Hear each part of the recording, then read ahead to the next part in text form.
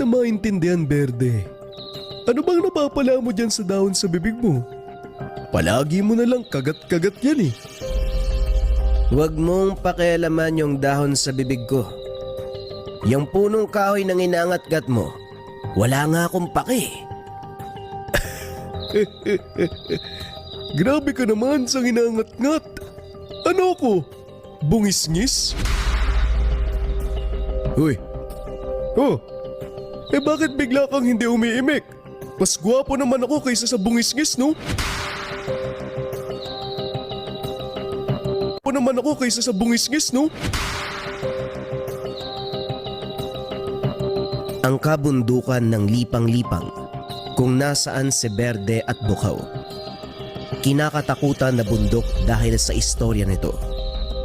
Maraming nabibiktimang mga hayop. Malagim ang sinasapit nila. Durog ang kalamnan. Wasak ang bungo. Na para bang paulit-ulit na hinahampas ng kung anong malaking nilalang. Pero ang pinaka nakakatakot, maging ang mga tao binibiktima ng nilalang na ito. Wasak ang kalamnan kapag natatagpuan. Ngunit iniiwang malinis ang muka na para bang sinasadya ng nilalang na ito na makilala kung sino ang kanyang bibiktimahin. Ayon naman sa mga kwento ng nakaligtas, nakakarinig sila ng malakas sa pagtawa sa bundok ng lipang-lipang. Kasunod nito ay ang makapal na hamog. At kapag nawala ang hamog na ito, matatagpuan mo na lamang ang iyong sarili na nasa malawak na kapatagan. Kaharap ang napakalaking nilalang. May isang mata. May dalang malaking pamalo. Pero isa din sa kinakatakutan, wag na wag babanggitin ang salitang bungisngis. Dahil siguradong magpapakita ang nilalang at papatayin ang lahat ng matatagpuan. Uy! Ano ba problema mo sa salitang bungi? Yung bunganga mo, bukod sa napakatakaw, talagang papatayin pa tayo. Huwag kang magsasalita. Halika, sumunod ka sa akin. Dumapa ka lang sa damo. Huwag na huwag kang tatayo. Kahit matatapakan ka na, huwag na huwag kang gagalaw.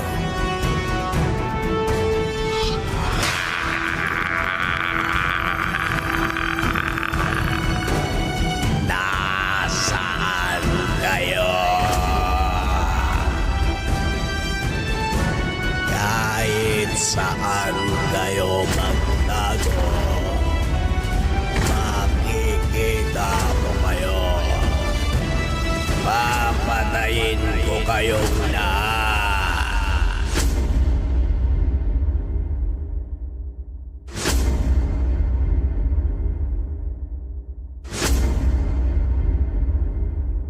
Nasaan kayo? Nasaan kayo? Nasaan kayo?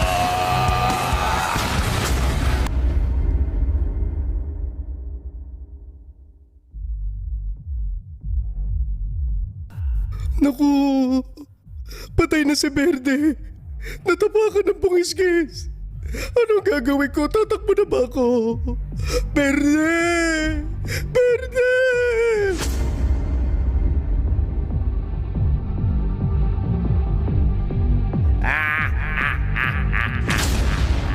Hindi pwede! Ayoko pang mamatay! Ayoko pang mamatay! Mas mabuti nang tumakbo kaysa matapakan ng pangit na yan! Sinong pangit? Magkamukha lang tayo, baboy!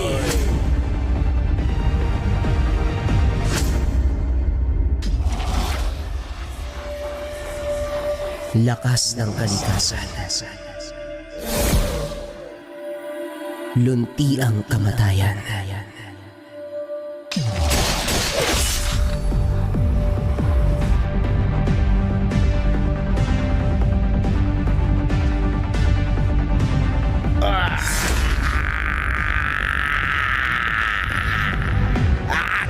kamay ko! Walang yaka! Pinutol mo ang kamay ko! Ang kapangyarihan ni Berde, lunti ang kamatayan. Marami ang nalilito sa lakas na ito. May mga nagsasabi na ang lakas ng mga taong nagtatangan ng lunti ang kamatayan ay nasa dahon na gamit. Pero hindi. Ang lakas nito ay nasa orasyon. Isabay pa ang pagiging bertudes ng taong pinili ng kalikasan. Ang lunti ang kamatayan. Kayo ang umubos sa aming lahi. Papatayin kita. Walang hanggang kamatayan ang ibibigay ko sa'yo.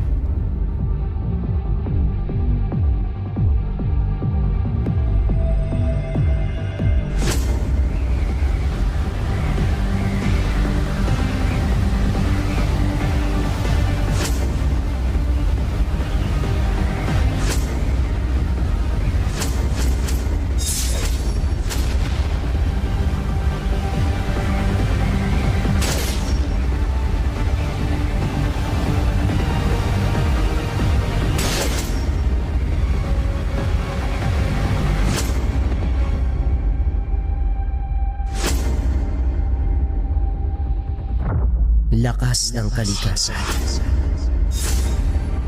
Lunti ang kamatayan.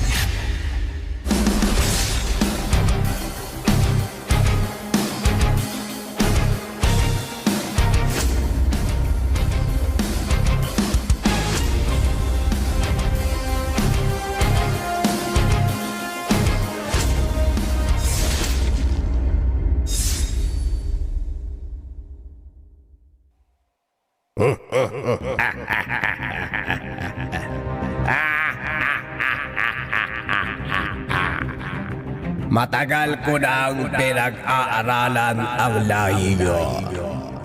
Kapag wala na ang dahon sa inyong katawan, wala na rin kayong silbi. Nagsama ka pa kasi ng tao na mukhang baboy. Ito ang nagdala sa'yo sa kamatayan. Ito na ang kamatayan mo, ulubog!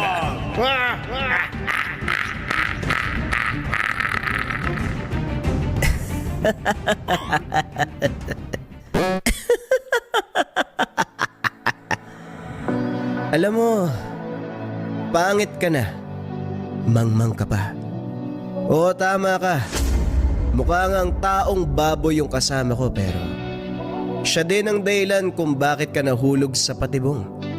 Mali ang pag-aaral mo. Pangit ka na. Mangmang ka pa. Wala sa dahon ng kapangyarihan ng angkan ng mga berde. Ngayon manood ka. Ipapakita ko sa iyo ang tunay na lakas ng aking angkan. Lakas ng kalikasan. Lunti ang kamatayan. Walang hanggang parusa.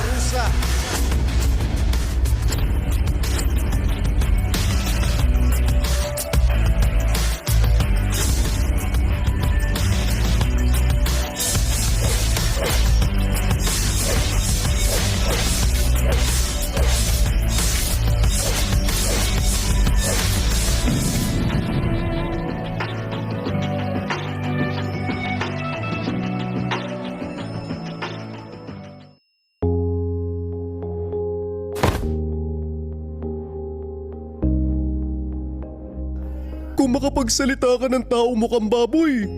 Parang hindi ko naririnig yung usapan nyo ah. Grabe naman to. At bakit? Hindi ka ba mukhang baboy? Nandun na tayo. Pero hindi naman kailangang sabihin pa.